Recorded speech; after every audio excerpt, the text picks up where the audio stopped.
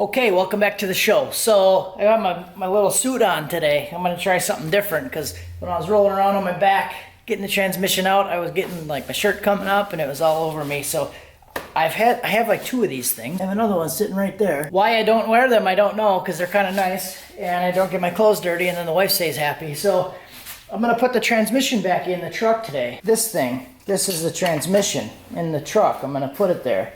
So I'm gonna do a couple things different. So originally I had a two-wheel drive transmission that I converted to four-wheel drive. It had the rear carrier assembly reluctor wheel on it for the rear speed sensor.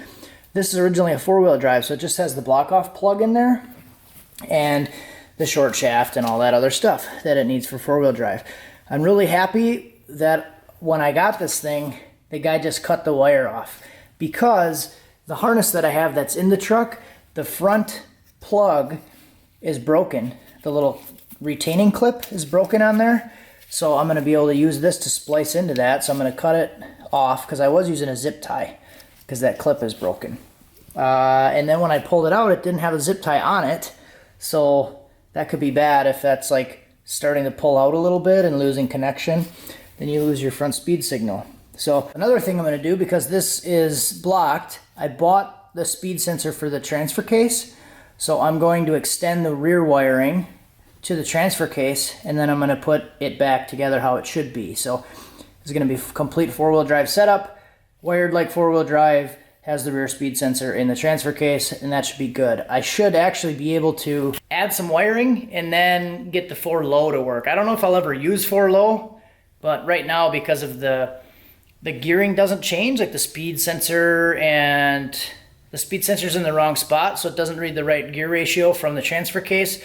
So the gearing is off, it doesn't shift right in 4-low, which I've never really used, but that's the way that it works. So I would be able to, if I wanted to, put the wiring in to run it in 4-low. Also cut off this little bracket here, this like shifter cable bracket. Just chop them off because this is like a Torx head and it rusts out and can't get them off. So I also swapped over my Dash 6 AN lines for the lube ports there for the cooler. So that's all good. Those are on. Got my little stubby dipstick in there and ready to go in. Torque converter's on. This is a Circle D triple disc and it's on the transmission and it's going to go in the truck. Let's slide this thing in. Let's do a little time challenge. So right now it's 4:41. It took me about an hour to get it out. Let's see how long it takes me to get it in and basically support it on its own. All right, so it is now 5:24, a little bit later, and I realized after some short time of trying to get the transmission in, it still had this little ear on there, this little tab, so I had to cut that thing off. Basically, it was hitting the tunnel. The other case didn't have it on there, so cut it off. Now I'm gonna put it back in. I couldn't get it centered. I couldn't push it over. I could almost get this bolt in, but I couldn't get the converter to line up in the crank and in the flex plate. So pushed it over, realized that was stuck, cut it off. Now I'll put it back in. 5:25, let's go. Ready, boys, here we go.